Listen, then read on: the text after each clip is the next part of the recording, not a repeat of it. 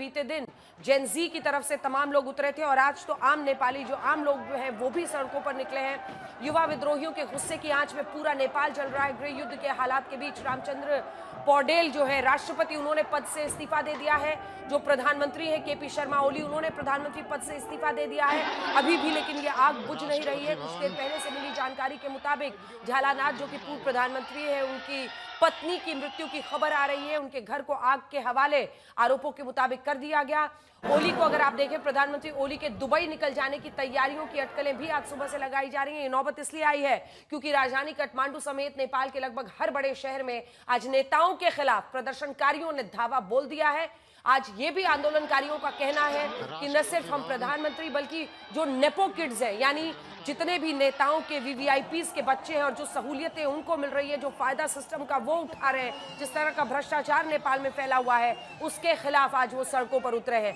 राष्ट्रपति भवन, संसद भवन, ये संसद की तस्वीरें आप देख रहे हैं। ये ड्रोन विजुअल्स है इस वक्त जो आप अपने टेलीविजन स्क्रीन पर देख रहे हैं।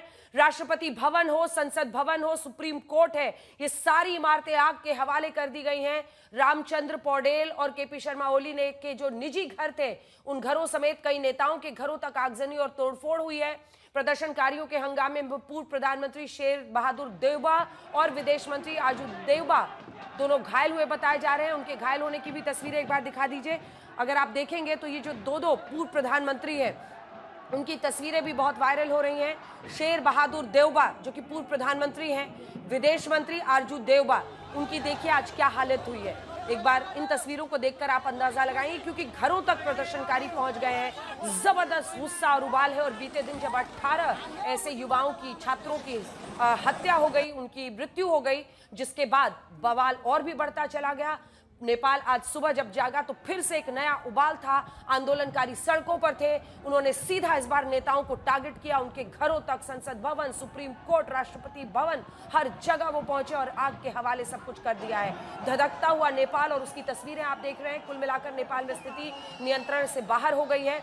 नेपाल की सेना और प्रशासन की शांति की अपील भी बेअसर दिख रही है क्योंकि सेना की तरफ से बाकायदा ये गुजारिश की गई कि भाई अब तो वहां पर प्रधानमंत्री ने भी इस्तीफा दे दिया, राष्ट्रपति ने भी इस्तीफा दे दिया है, अब शांति बहाली हो। लेकिन आंदोलनकारी आर पार की लड़ाई के मूड में इस वक्त दिखाई दे रहे हैं और सवाल यह है कि अब नेपाल में आगे क्या होगा। युवा विद्रोहियों के कैंप से काठमांडू के मेयर बालेंद्र शाह, एक बार बालेंद्र शाह की तस्वीर दिखा दीजिए। बालेंद्र शाह को अंतरिम प्रधानमंत्री बनाए जाने जैसी मांगे उठ रही हैं और ये तस्वीर बहुत तेजी से सोशल मीडिया पर वायरल की जा रही है। बालेंद्र शाह कौन है और आखिर ये युवा आंदोलनकारी उनको क्यों बनाना चाह रहे हैं प्रधानमंत्री, ये सब हम आपको बताएंगे। सवाल यह है कि नेपाल के आउट ऑफ कंट्रोल हालात पर भारत की चिंता कितनी बड़ी है। आज की हम बहस शुरू करें उससे पहले नेपाल में क्या हुआ है इस रिपोर्ट में देखिए।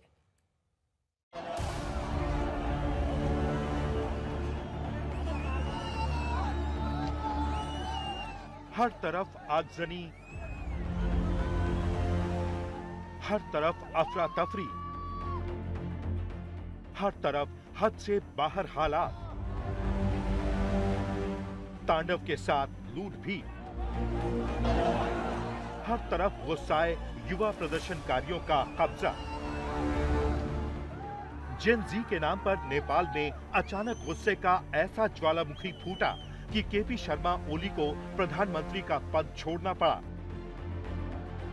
लेकिन सोशल मीडिया बैन पर भड़के युवाओं के प्रदर्शन के दूसरे दिन केपी शर्मा ओली इस्तीफा देते उसके पहले जो तांडव हुआ उसमें नेपाल के सिस्टम की चूल्हे हिल गई। ये नेपाल का राष्ट्रपति भवन है जहां आग लगा दी गई है। राष्ट्रपति के घर शीतल निवास में प्रदर्शनकारियों ने तोड़फोड़ की है। इसके पहले नेपाल की संसद का यही हश्र हुआ। यही वो संसद की इमारत है जिसे आग के हवाले किया गया। प्रदर्शनकारी जब संसद परिसर तक पहुंचे तो उन्हें नियंत्रण में करने के लिए मानो कोई मौजूद नहीं था।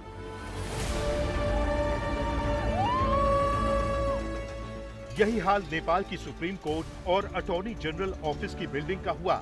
सिर्फ राजधानी काठमांडू ही नहीं, नेपाल के शहर शहर प्रदर्शनकारियों के गुस्से का ऐसा शिकार हुए कि कहीं सुरक्षा का नामो निशान तक नहीं बचा। केपी शर्मा ओली जब प्रधानमंत्री के कुर्सी पर बने हुए थे, तभी भक्तपुर के बालकोट में उनके निजी आवास तक तोड़फोड़ हुई। राष्ट्रपति रामचंद्र पौडेल के निजी आवास तक भी भीड़ ने पहुंचकर तोड़फोड़ की। शहर शहर आक्रोश ऐसा था कि पूर्व प्रधानमंत्री शेर बहादुर देवबा का घर हो या पुष्प कमल दहल प्रचंड का घर, कम्युनिस्ट पार्टी ऑफ नेपाल का दफ्तर हो या नेपाली कांग्रेस का दफ्तर हो, साथ ही कई मंत्रियों सांसदों के घर दफ्तर, सब जगह प्रदर्शनकारियों ने धावा बोल दिया। प्रदर्शनकारियों की नाराजगी में शेर बहादुर देवबा और विदेश मंत्री आरजू देवबा घायल हुई हैं। आज तक इस वक्त ग्राउंड जीरो पे है नेपाल की राजधानी काठमांडू में, जहां आपको आसमान में जगह जगह पे उड़ता हुआ धुआं दिखाई देगा। ये गौशाला का इलाका है जहां पे प्रदर्शनकारियों ने कुछ समय पहले वो इकट्ठा हुए, जो ट्रैफिक पुलिस का इंस्टॉलमेंट है उसको तोड़ा, टायर्स को आग लगा और उसके बाद आर्म्ड फोर्सेस की तरफ से टीयर गैस शेल्स फायर किए गए। लगातार हम जब इस इलाके में थे तो हमें धमाकों की आवाज सुनाई दे रही थी, टीयर गैस शेल चल रहा था। कल 19 आदमी के स्टूडेंट का मौत हो गया ना जी, इसके बाद में शांतिपूर्ण आंदोलन हो ही नहीं सकता। We need Prime Minister to be in front of the people and be sorry for all the killings that he has done yesterday. Nepal में स्थिति अभी नियंत्रण के बाहर है।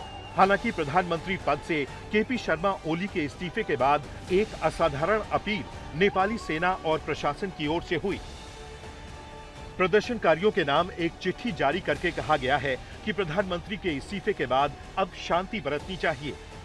इस चिट्ठी पर नेपाल के मुख्य सचिव एक नारायण आर्याल, सेना प्रमुख अशोक राज सिंहदेल और गृह सचिव गोकरमणि दुवाड़ी समेत सेना, पुलिस और प्रशासन के प्रमुख व्यक्तियों के हस्ताक्षर हैं।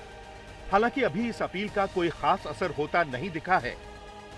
इस बीच सबसे बड़ा सवाल ये खड़ा हो गया है कि नेपाल में अब आगे क्या होगा? क्या वहां कोई वैकल्पिक सरकार बनेगी या फिर वहां सेना अपने हाथ में सत्ता को नियंत्रण में लेगी? इस बीच प्रदर्शनकारी युवाओं के कैंप से अंतरिम प्रधानमंत्री के तौर पर बालेंद्र शाह का नाम सामने आया है। बालेंद्र शाह अभी काठमांडू के मेयर हैं और युवाओं के बीच खासे लोकप्रिय हैं। उन्होंने जेन जी के आंदोलन को समर्थन भी दिया है। ब्यूरो रिपोर्ट, आज तक।